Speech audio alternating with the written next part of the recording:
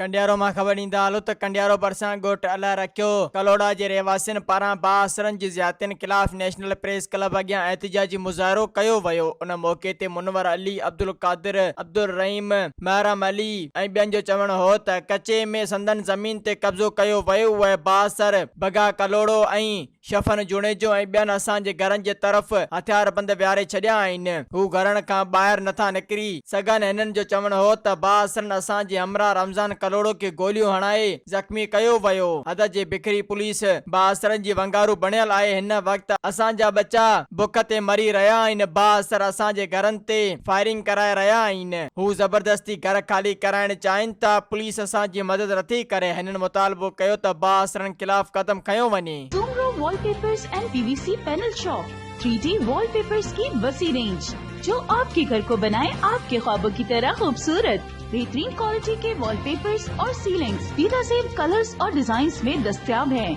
हैदराबाद, लतीफाबाद, कासमाबाद, जामशोरो, मीरपुर खास के साथ सिंध के मुख्तलिफ शहरों में सर्विस मौजूद है।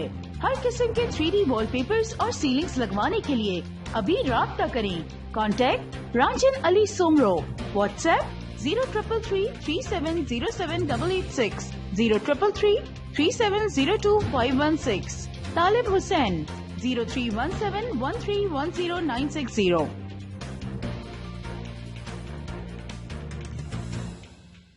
मज़ीद ख़बरनि ऐं तफ़सीलात लाइ विज़िट कयो असांजी वेबसाइट www.awamiNewsHD.com ऐं ॾिसंदा रहो अवामी न्यूज़ HD।